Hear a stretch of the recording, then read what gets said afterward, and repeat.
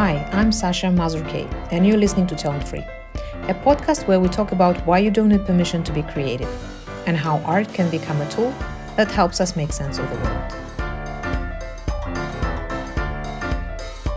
That's going to be an interesting place, filled with furious women with sharp objects.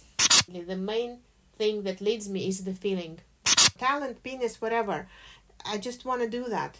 My work is play. I want to make a poster and put in front of me, your work is play.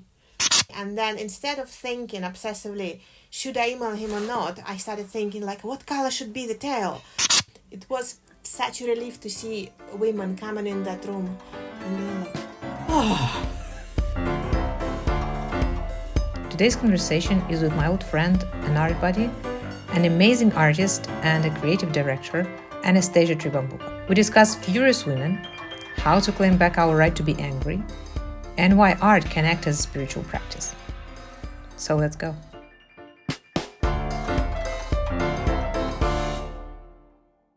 The reason why I wanted to talk to you is that because you are exactly the person who introduced me to the concept of making sense of the world via art and creative process.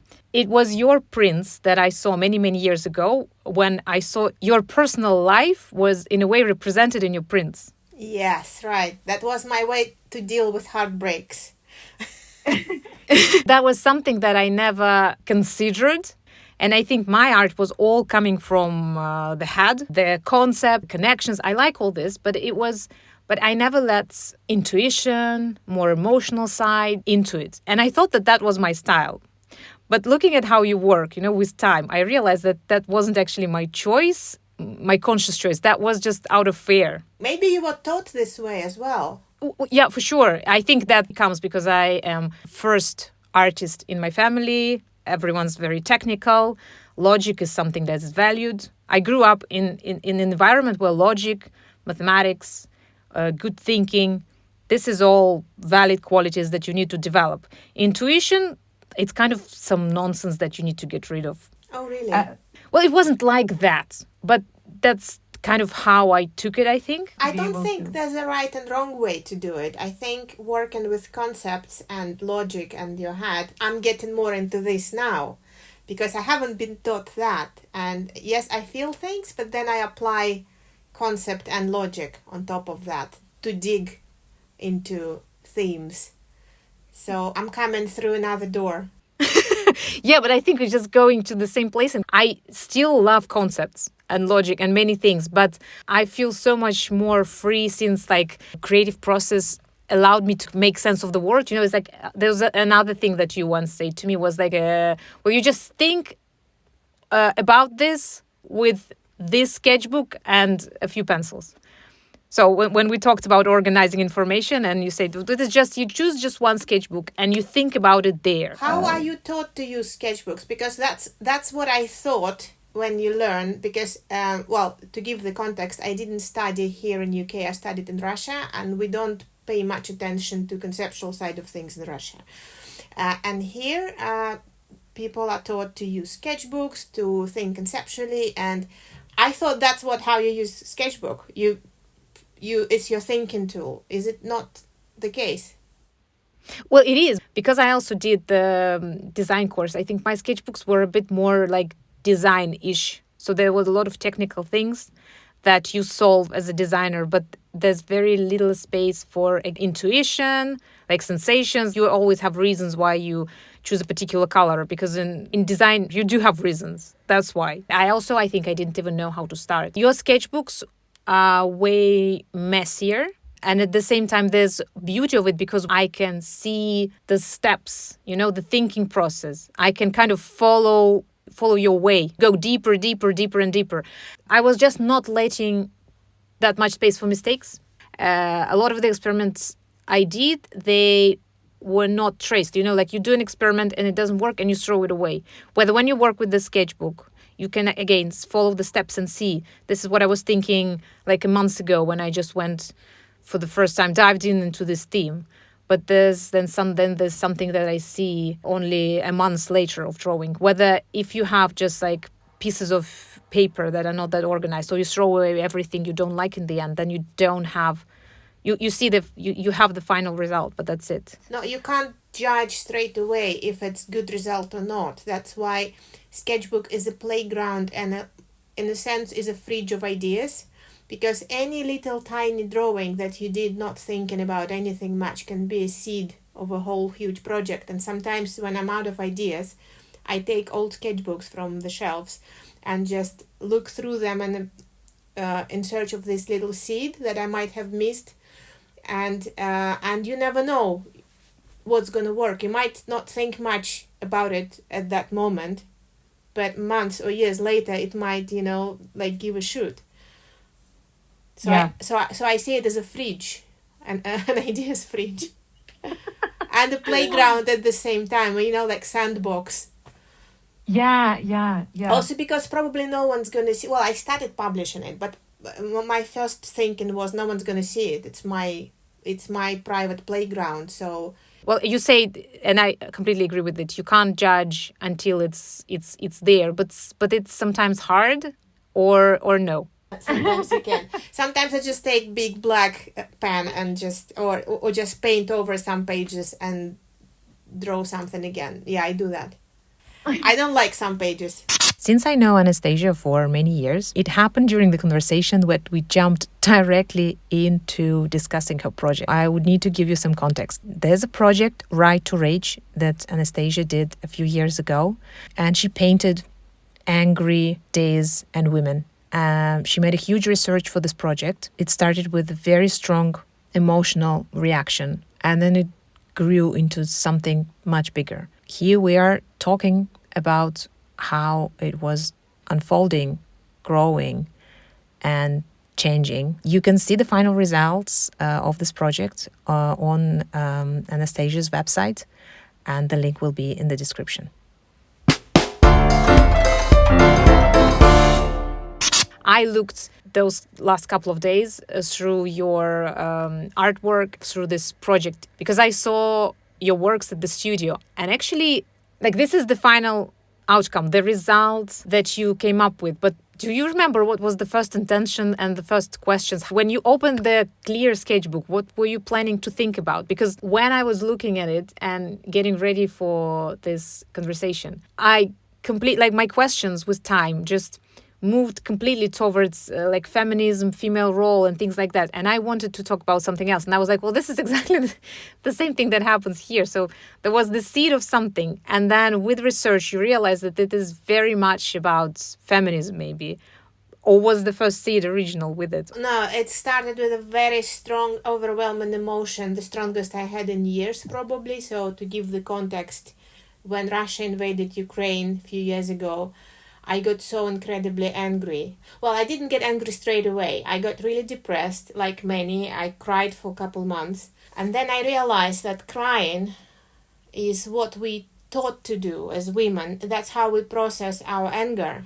So, because anger is quite active state, it makes you want to go and change things, to take a sword and chop some heads off and wah! But we are taught that's not appropriate emotion for girls, right? So we channel it into other things which are more passive, like depression. We cry when we're angry, mostly, right? I thought, fuck that. That's not, I don't know, is it allowed in your podcast to say fuck? Yeah, absolutely. So that's what they want me to do, to be sad and passive and just cry in the corner. And first painting, it was crying, sad painting.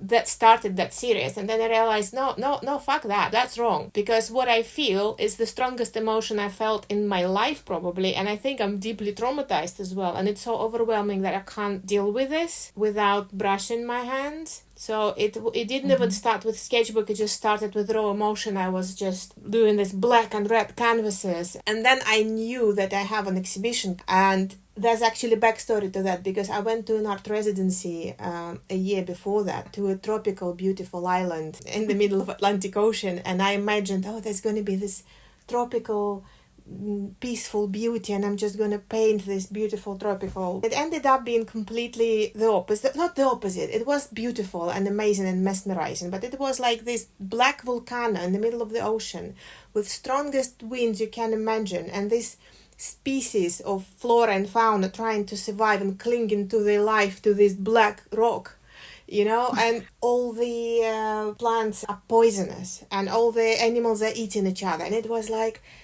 what's going on here? It's just so intense, such fight for life, so aggressive. There are these cacti with huge spikes and this nervous succulents, and it was like overwhelming. And then I got back and I watched the David Attenborough film called Green Planet, and the first 10 minutes are about this deep Amazonian rainforest, like jungle. And it's very dark because these trees are very, very tall, and it's dark for everyone else. And the moment one tree falls and this ray of sun going down to the bottom of that forest, that was a massacre, when this ray of sun and all these plants were like just fighting for their life to be in this spot of sun. So it's literal translation. So we have this saying in Russian, to fight for your place under the sun. That was literally what was going on. And I'm like, there's literal massacre. I'm like, oh my God, I'm going to do an exhibition about that. So I started painting this cacti, with huge spikes fighting each other. And I wanted to call it Place Under the Sun. But then Russia starts the war. And I'm like, this coming from a Russian artist at a time like that, I'll probably going to put that one in the fridge for now, because it's tone deaf. But this anger, I was already thinking about this aggression, right? And this trauma has to be processed. And this emotion is so overwhelming that I had therapist, but still I couldn't deal with it. It wasn't enough at all. I just called her and cried. And it's like, no, it's helpful, but I mean, I cry anywhere on the bus. Like it was just really, really traumatic time. So then I started looking into this emotion itself. I'm like, that's interesting what I'm feeling. Also, I used to be a Buddhist, and I know that that's not negative feeling that you have to suppress or do something with it, but it's actually in its essence, it's wisdom, and it's called mirror-like wisdom. So it's a wisdom of seeing something so clearly. Because when you get angry, the split second before that, you see something very clearly. Yeah. And then you're like, what a dickhead, you're like, and then you blow up, right? But in the Buddhist theory, if you were enlightened, you will feel deep compassion to the person. You see things clearly, but you can be a mirror and deal with situation without the sword out. The essence of this emotion is this clarity of vision. It's not, because there's, this new age movement that's like, oh, that's like low vibrations. That's not, like, you have to feel good things and don't feel bad things. No, I don't agree. You have to feel all things. Just try to not chop heads off, but I don't know, go paint something instead, or go to a dance floor. But that's okay to feel that. Just until you're enlightened, find another way to use it. So I thought I'd use it with a brush in my hand. But also I started researching, like, speaking of concept, I'm like, let's look at the art history. Interesting. No representation of female anger at all. Apart from two paintings by Artemisia Gentileschi, how to pronounce her name? I found this one later. It's Artemisia Gentileschi, Italian painter. Where she painted... there was another woman. She painted her rapist. A woman throwing her rapist in a well. And there was another one... Judith, yeah. Because when men paint Judith, they paint her like... sweet. She holds this chopped off head, but she's like peaceful looking woman. But when a woman paints the same thing and you see her chopping that head off, literally like slaughterhouse, it's a lamb. That's actual raw female anger, and men are just, they can't have it. That's too much. And also obviously there's religious images of Kali. And I found some of Furies from Greece, but it's not even a painting, something on the Greek vase or something, not really represented in the art. I'm like, that's interesting blind spot and the niche. And then I started reading about it, like, let's read books about anger, female anger, from sociological perspective, from psychological, from all kinds of, from political. And apparently, in the year I was working on it, there were 3 or 4 books released on that exact topic. So I was like, I have a reading list. Yeah.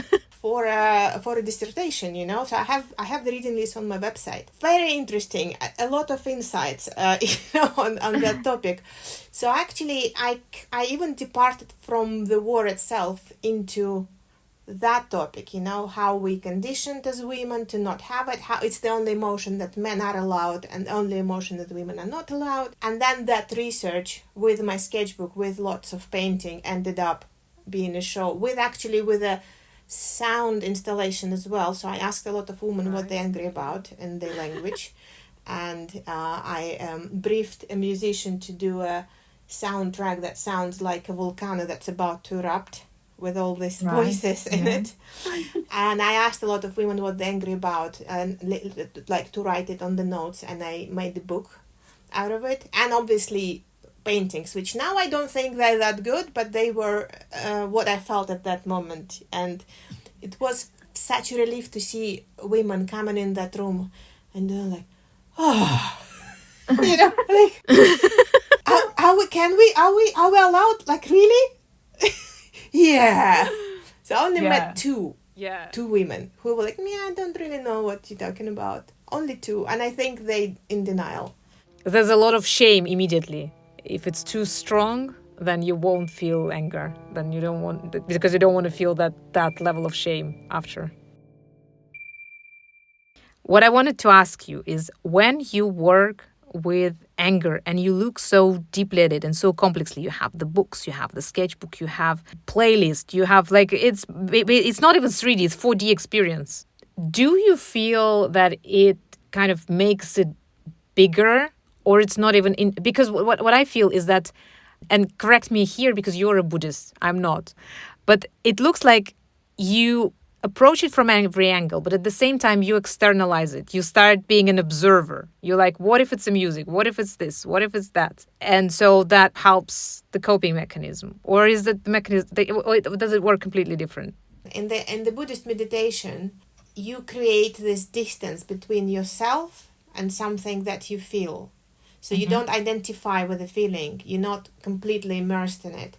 You're like, that's what people call anger. Interesting. Let's have a look at this. Let's feel it. Let's bathe in it, Or that's what people call jealousy. So you learn to have a bit of distance. And although I'm not a Buddhist anymore and I don't meditate, I think art is my spiritual practice in a way. It replaced meditation in my life. So that's my tool to have this distance, and that's what people call anger, It's not, so it's not like I'm not losing control. I'm not immersed in it in a way that it possesses me. But I do feel it fully, but also I'm a researcher in this space. I'm allowing myself to fully feel it, but I'm aware that clouds is not the sky, This is not me. This is something that I'm feeling. I found it actually first time, that quality of art, just about when we met actually, and I was falling in love left and right, not very successfully. And I found out that I was into some guy and he wasn't responding to me or something like that. There was something emotional going on. And I just sketched him, not him, but like, you must remember the series with the wolf and the Red Riding Hood or something. So I sketched that wolf. That was the one. Yeah. And I'm like, oh my God, that's the situation. So I sketched the situation in this way. And then instead of thinking obsessively, should I email him or not, I started thinking like, what color should be the tail?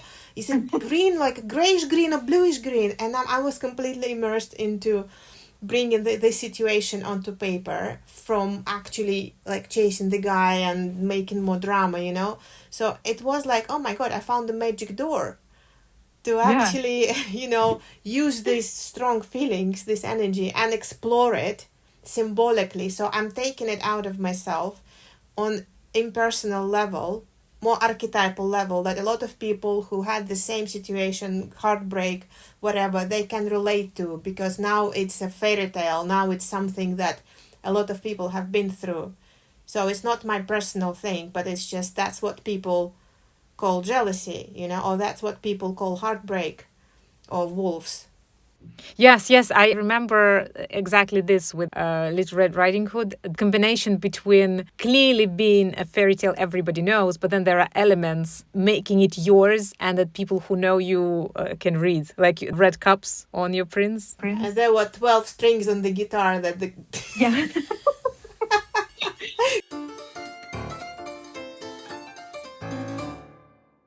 The reason why I'm asking is that I didn't know actually how to let intuition into my work. So I even went to the therapist to this. I was like, I realized that I want to open a sketchbook and start drawing because I can't. I first need a concept. I need the idea. I need to understand what's the color palette, why it is this. Without that, I can't. I can't just take a pencil and start drawing. And I have a friend who knows how to do that. And I want this too because that's clearly not a strategy that I can learn. This is something like the block. And I can do this now. But I have absolutely no idea where is the switch. Do you have any idea where the switch is? Like how do you start? Wait a second. I remember you doing this stitched diary, which was about your day, right? So that emotion you felt that day. Isn't that? Just taking a sketchbook, even if it's in the shape of a fabric, stitched together, you feel something and you reflect it on that page that day. Isn't that?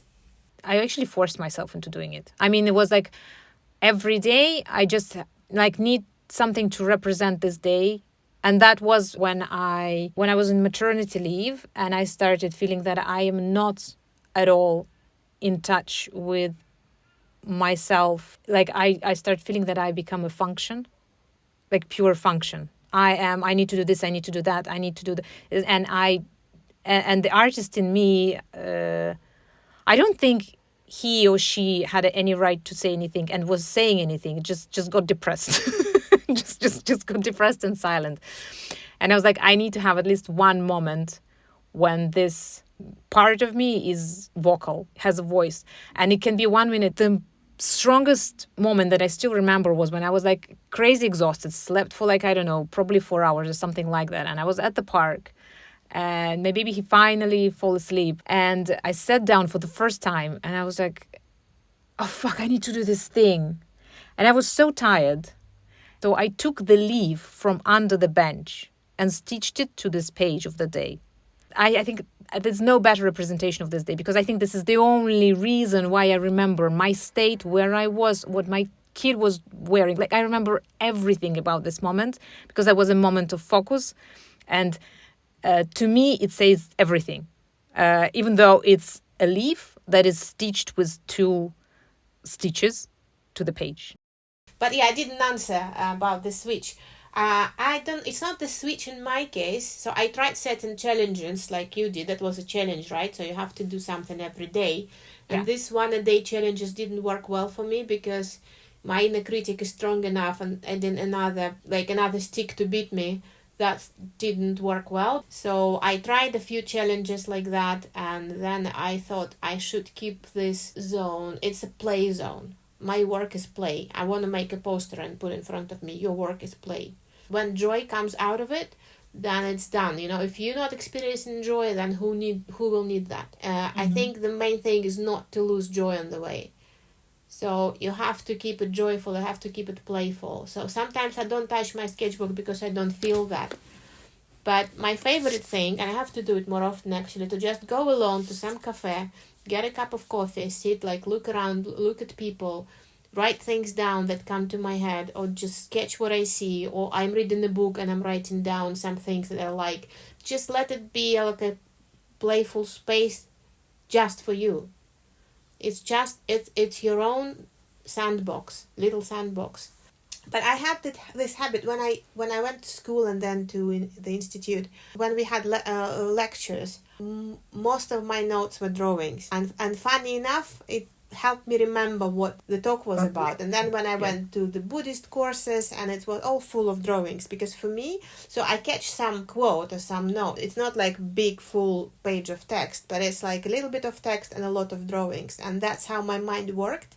It helped me remember things. Or show them in a visual way, or it can be unrelated drawing, but I still remember, the Yeah. whole context. And maybe that's where it came from for me. That's my way of thinking. That's my way to process information. But it's not for everyone. So it's not like it shouldn't be like this. If for you more logical approach is more natural, then what's wrong with that? Can I say what it's developing into now, actually? Say what it's developing into now. Because it was called Right to Rage. We don't have that right, really, so I was interested why we're not allowed to be angry. And I was filling out some applications, some open calls, and I missed one letter, and it became Right to Rage. And I'm like, oh my God, that's another thing we're not allowed. And I'm approaching my menopause. I'm really excited about it. So I'm going to research that now, because actually, apparently, it's connected, because this level of anger could be also the first symptom of perimenopause. Yeah. Your tolerance to bullshit basically becomes very, very low, and people-pleasing tendencies also lessen. And all the filters, like covered in the dragon that you are, also go away. So basically that's the time to embrace that inner dragon, So I think these two themes are deeply connected. So now I want to go deep on that journey, and that's another stigma and another thing we're not allowed to do as women, and we have to pretend we're young forever, and there's all kinds of negative connotations about aging women, like calling them Karen when they're trying to protect their boundaries and be assertive, and what's not, it's laughed at. We become these Karens, who complain and not happy about things. Yeah, there's a lot. I remember at the very young age, not teenage, but maybe like first years of the university, during when we studied history of art. I remember how I was scared of the Klimt's painting that's called 3 Ages of a Woman. Yes, I remember that. Because it's horrible, honestly. I can't say any other word. The old woman looks so miserable there. She's represented not like a wise woman who achieved, all this, and now she can pass on the knowledge. Yeah. She possesses all the knowledge and power, but she looks like a miserable, regretful. It's like a decaying body. Yeah. And there's nothing else. It's not. There's absolutely nothing else. But she's all miserable. She's like Yeah. her face, isn't she? Like. No. Exactly. There's nothing else. There's nothing else but the body in this image. And it's, by the way, if you go on Pinterest, that I noticed when I was preparing an art class for kids about Klimt. And if you go on Pinterest, there's so many like reproductions of these images with cropped old lady out. You will see a lot of just baby and the young woman. Really? Yeah. People don't want to see that. Yeah, on top of him painting it like this, there's a lot of people who are just like, this is kind of scary, so we better just delete it. Yeah. Look at the bright side. And that gives another layer to this. There's so much stigma around age and female age in particular that I can't wait to actually, get into this. I started reading books already. I started the sketchbook already. I don't know when the exhibition's coming about, because it looks like it's a huge theme. Huge. Yeah. And so many women are in denial. But actually, I find this phase to be maybe the most empowering, because you become who you always meant to be. You drop off all these roles that imposed on you by society, by patriarchy, by yourself, and you actually, because your tolerance level are so low, you can't be bothered anymore, And I think that's when you become who you are, and that's when you have your most power, and that's when you have all the knowledge and wisdom, and also there's going to be less of the, post-menopause. There's going to be less of a roller coaster, that you can actually, be a calmer, wise person. And I don't know, even that roller coaster, I find it exciting in a way that it's a rite of passage into something very powerful. I mean, of course, you have to take care of your body more, because you're not 20, you're not even 30 anymore. So you have to actually work out and, stop drinking and do all these good things for yourself. But that's also a skill you have to learn. Yeah, that also is there's no harm to start doing this in 30s as well. I mean, you kind of forced to do it more, but in your 40s or late 40s, you're forced to rethink your lifestyle, because it's just not, you can't cope if you don't sleep your 8 hours and if you hangover or like whatever. Don't tell me about sleep. Now, with 5 months old, I try not to think about this part and how important it is. Yeah. I can't remember where, so I hope that this information is correct. I read that humans are actually one of two species that have menopause. Like every other mammals, they have babies until they die, which means that evolutionary, because it doesn't matter what we build as a culture, society, this is such a small amount of time that it doesn't really, for now, interfere with our biology. But like evolutionary, there's a need of older age of women who are not reproducing, because otherwise we wouldn't have that. So, But you know, in some tribes actually, the woman is considered an adult when she's 52. So she can actually be in the tribe who make decisions about everyone's life. So you actually, you come into your full power in 52. And in our society, it seems like a decline or something is ending. And that's why women are terrified and doing all these things to their faces, which scares me so much, because they want to keep this youth, but actually they end up looking scary instead of embracing that, that beautiful age.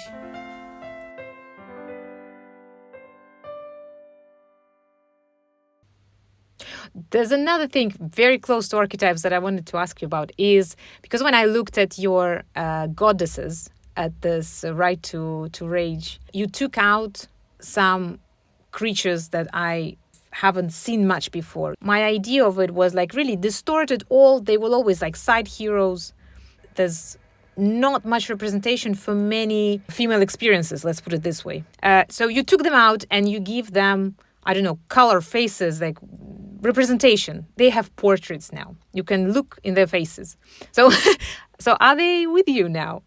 Is there a theory that when an artist dies, they're gonna, meet all their paintings? They're gonna be in the place where all his paintings or their painting come to life. So that's gonna be an interesting place filled with furious women with sharp objects. I think Klimt with his scary old women is in much worse place. Yeah, I feel that. Yeah, I have this tribe on my side, I guess. So I feel more confident since that same year. A lot of books came out by female scholars revisiting the stories of Greek and Roman goddesses who were always told by men, like Ovid, Homer, Hesiod, they're all men, right? So they explain from the male perspective, like, oh, Medusa is a monster and hero killed her. Wait a second. Let's have a look at what actually happened. That's not what happened. And who's the monster in this situation? For those who don't know, she was raped in the temple of Athens. And Athens was present and she chose not to look. And then she was punished for doing this in her temple. Not the rapist was, but her. And she's like, oh, now I'm an ugly monster. And she was a very beautiful woman, by the way. And I'm turning people into stone by looking at them. So she decided to go away and not bother anyone and live in a cave to not kill someone accidentally. And all these heroes started going at her, trying to kill poor woman. Like, leave a woman alone. She's trying to just live her life peacefully in a cave. And this hero comes, and what does he, with the help of Athens, again, girl's goal. Yeah. And he kills the woman in her sleep, and he's the hero and she's the monster, right? And then he goes and waves her head somewhere at a wedding and kills 200 people accidentally. Like, come on. Like, let's review the stories. And same with Cersei. Like, maybe she had a reason to turn men into pigs, huh? Like, think about it. There's a woman sitting alone on an island, again, not bothering anyone, making her, like, poisons, whatever. And then a bunch of drunken sailors, like 30 drunk sailors, come to her place, eat and drink, and do what? What do you think? Of course she had the reason to turn them into pigs. Because they behaved like pigs. They had behaved worse than pigs.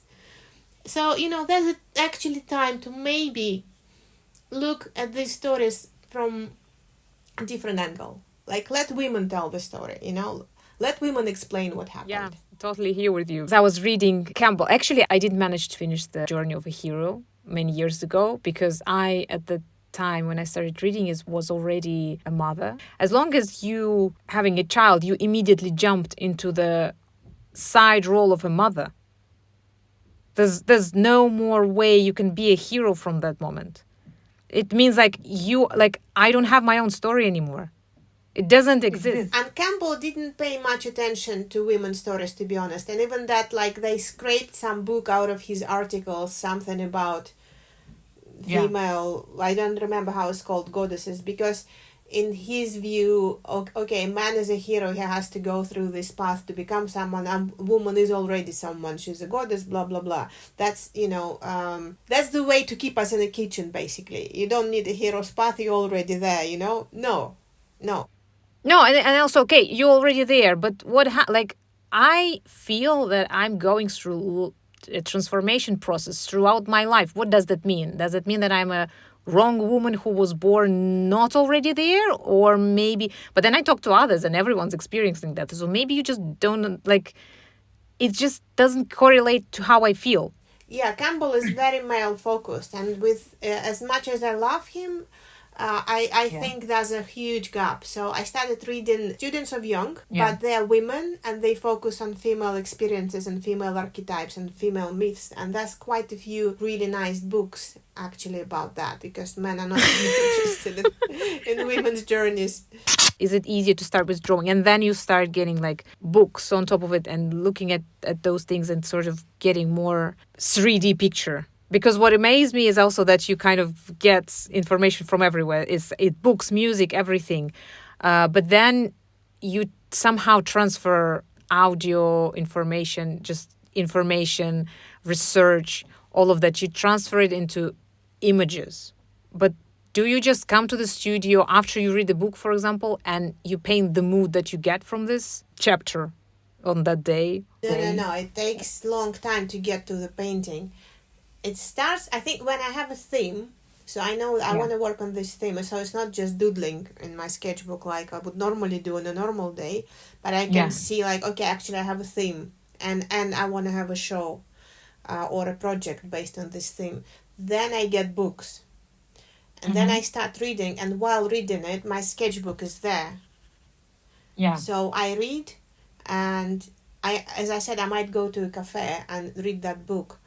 I need to be away from my normal environment to, focus on this a little bit.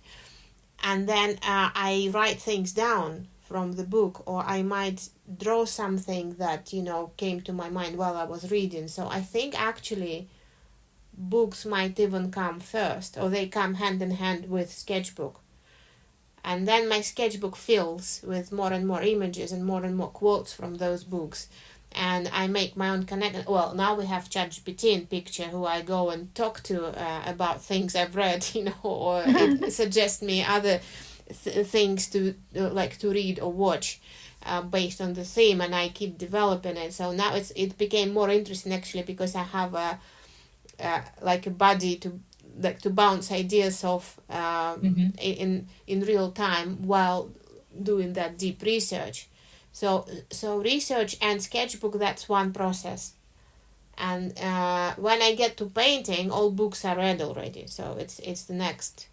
Okay. So I have this. So I know, okay, I'm gonna have these 5-10 paintings.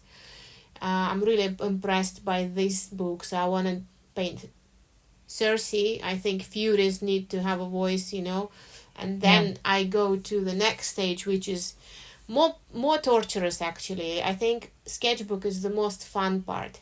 It's like pure playground part. You're just playing with yourself. It's pure bliss. No torture.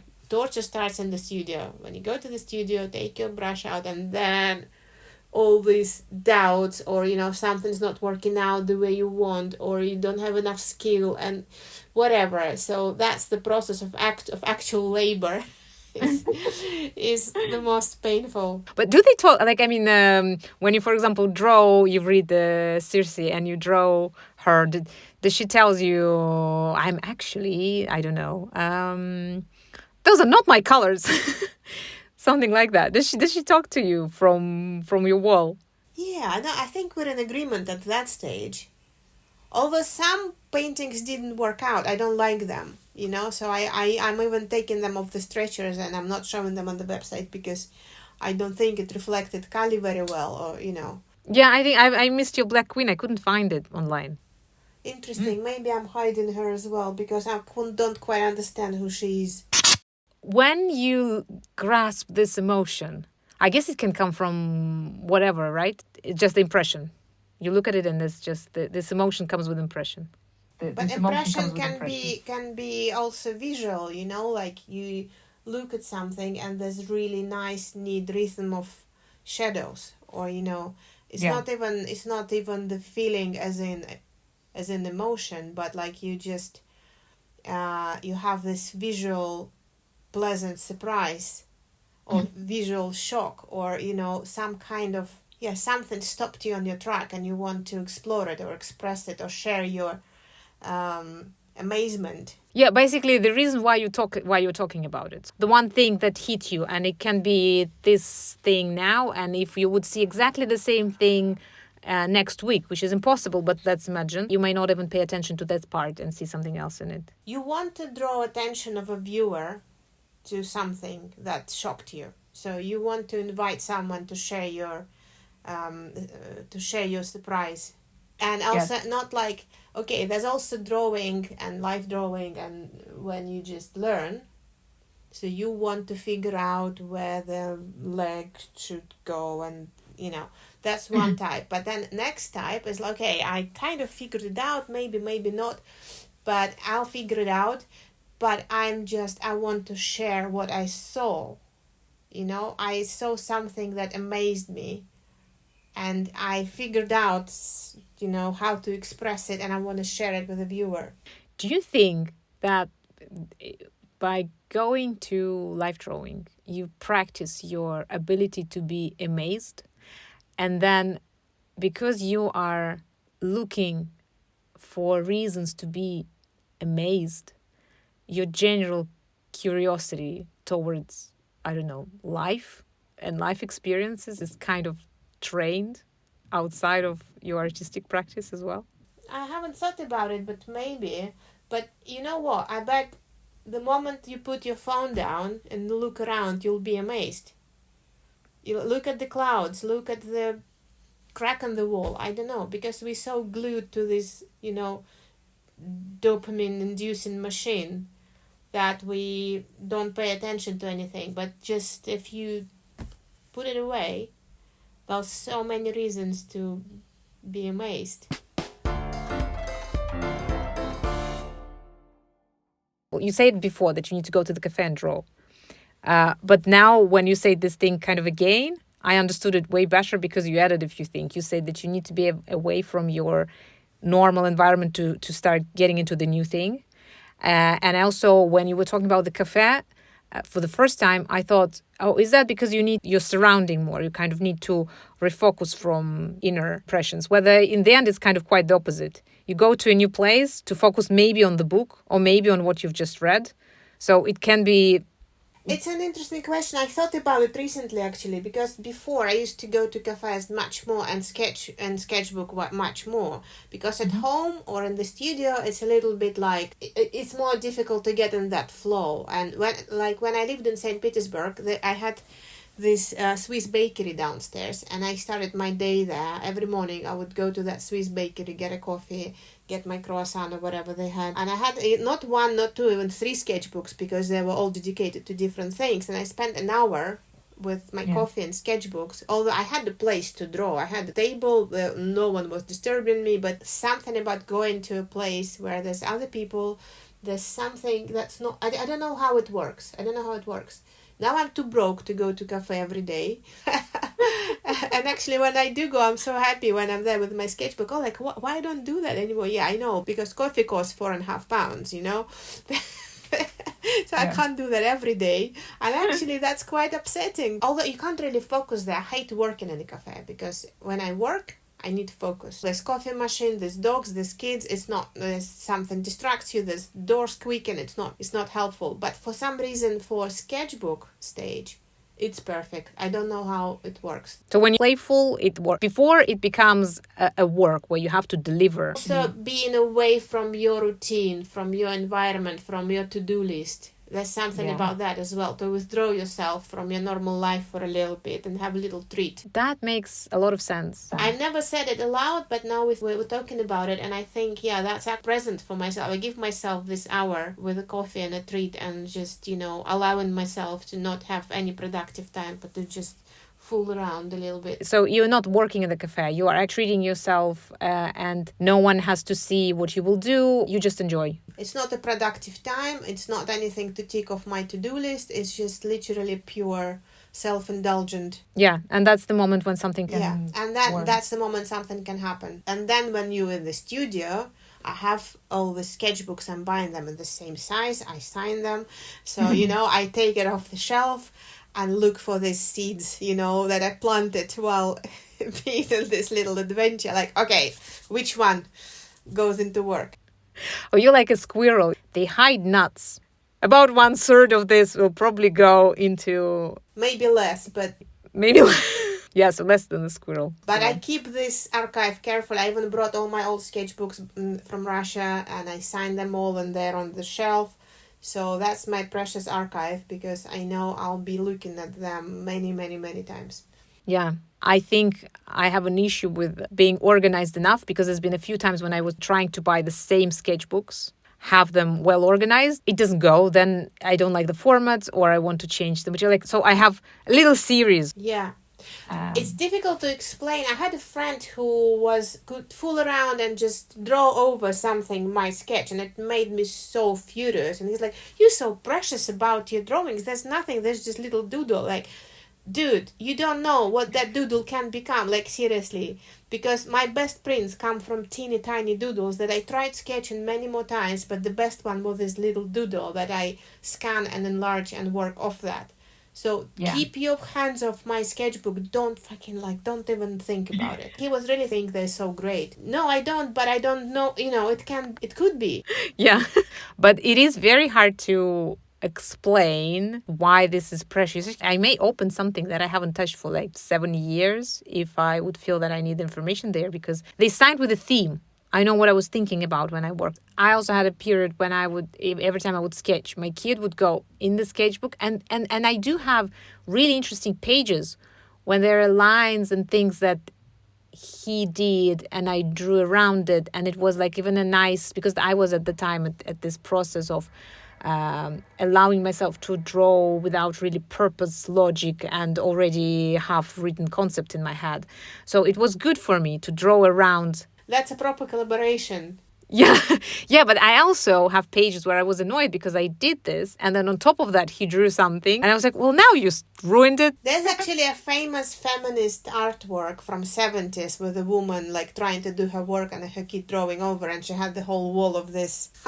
I don't remember her name, but it's quite famous feminist statement in a way. That's what woman's art is. If you're trying to do your work, you have to collaborate with your kid on that. Yeah, and also going back to Campbell, this is exactly why I was a bit annoyed when I read the book. Like, not annoyed with him. Like, I love so many concepts that he talks about. It's just the moment when you become a mother, you're just thrown out of this journey completely.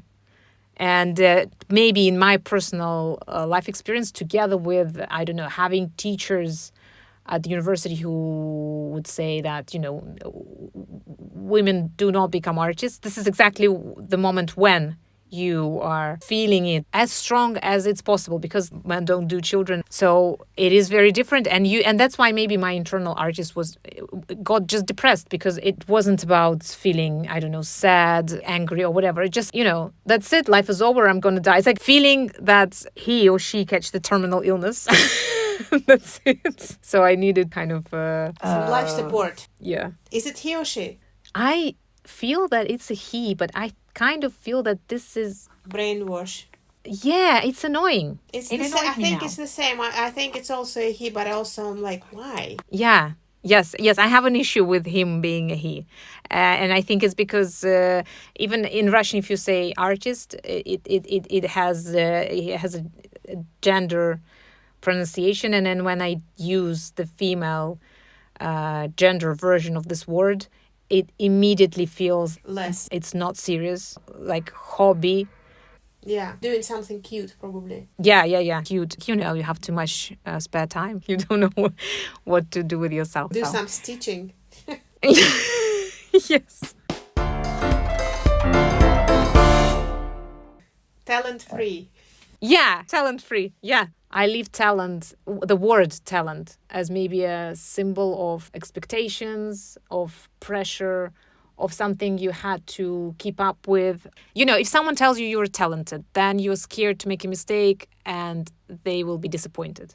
If no one tells you that you're talented, then you're upset that. No, if they tell me I'm talented, I'm like, what about all my hard work? It's like as if, oh, you're just talented, so you feel like my hard work is ignored. Yeah, exactly. Well, that's true. Talent is a very strange word. But you do need some inclination or love to something, or you do it better than others to actually be doing this if it's your calling. So you do need a certain degree of that. Can you have a calling in something that you're not good at? I don't think so. No, if something really excites you, it's probably because you can see you can do it. It's like unrequited love. At a certain level of maturity, you wouldn't fall for someone who has zero interest in you. It's the same thing, you know. Only teenagers do that. Maybe I'm still a teenager.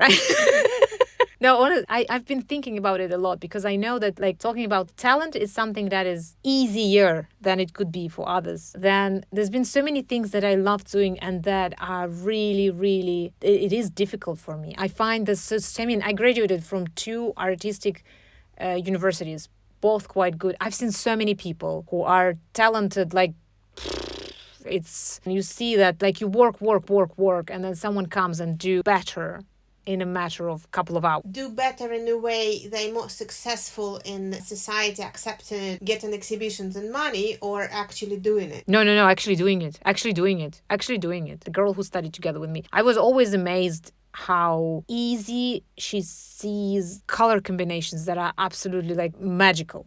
And to me, like it hours and hours of trying to get there. For her, it was so easy, she didn't even see it. And I wouldn't say that she's a successful artist with lots of galleries, sales, and everything. She didn't also value it, by the way. Well, maybe your niche isn't color, but something else. It's like, you know, actually a big turn for me was Joseph Campbell again, that we mentioned many times today, saying follow your bliss. Yeah, and that's the way to find that thing that actually, you know, like your calling, your talent, whatever you call it, your magic door. He said follow your bliss, and it makes so much sense. We spoke about joy and your work is play. I think that's the key, probably. No? Maybe I'm finding hard time to put together things that are easy for me and that I love doing. Playing with children, however ridiculous that sounds, but I mean, it was always easy for me. And at the moment when I thought that I need maybe to follow what is easy for me, I started studying and I went to work at school and I really enjoyed it. But then a couple of years later, I realized that my poor artist that was depressed for all those years, it just started like dying inside. And I probably like, I don't know, from the smell of rot and everything, I kind of start to, it is an essential part for me to feel good, but it's not something that comes easy. And what comes easy is just, I can imagine, I can invent games like this. It is easier for me than for many people to just go into this super playful mode. Yeah. No, it would be absolutely impossible for me. I'm afraid of kids. No, but I think maybe, yeah, okay, it's not the same thing, and it shouldn't be, probably. Like for example, easy for me is graphic design. But, you know, and I'm doing this all my life because it's the easiest way for me to make money, but that's not what makes me happy.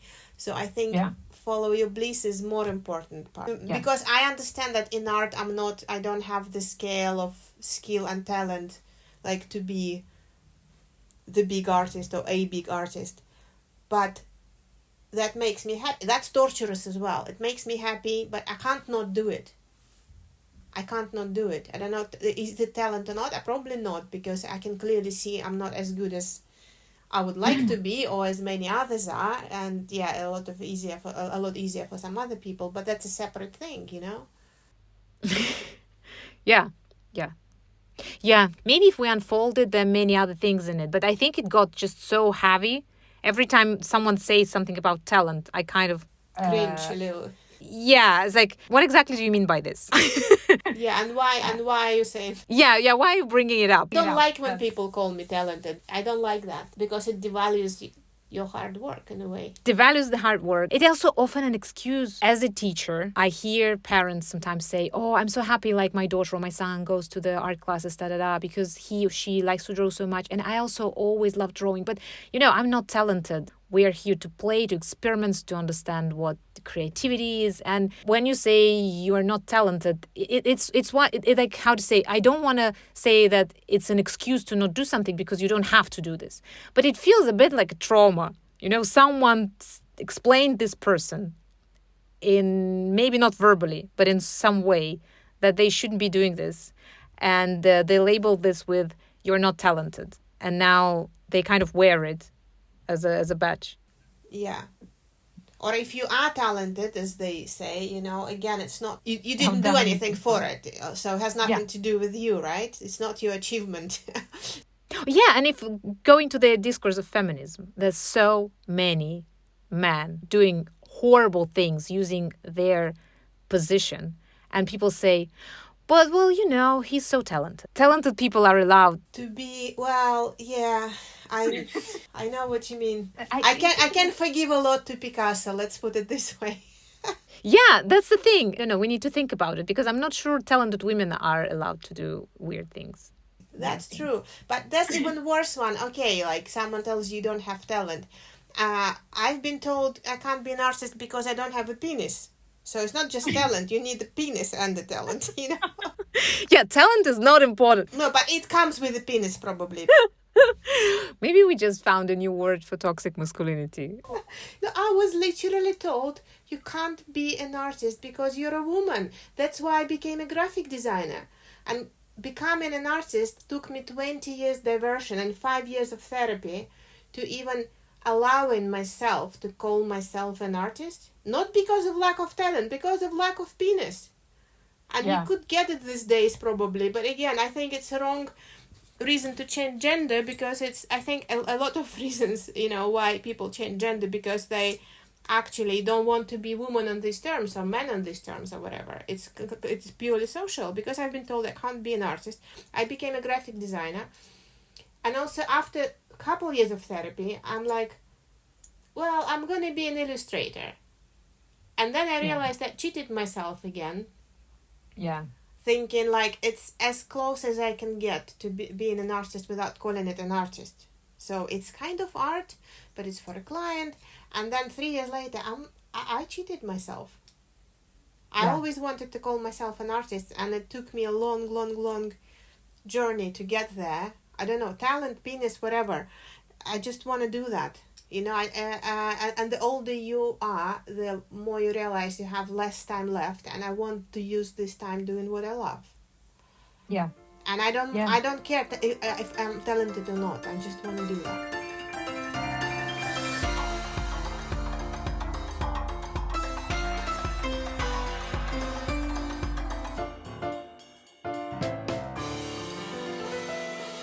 Please, if it resonates, like, share, comment, maybe send it to a friend.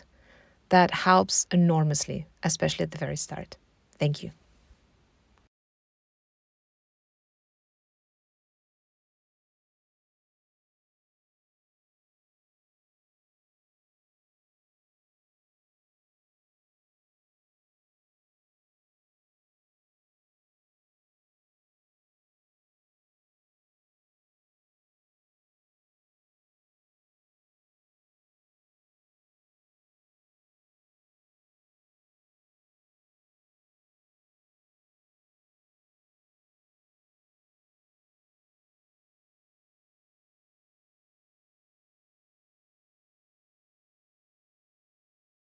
You'll find more about Anastasia and her stunning projects in this episode description.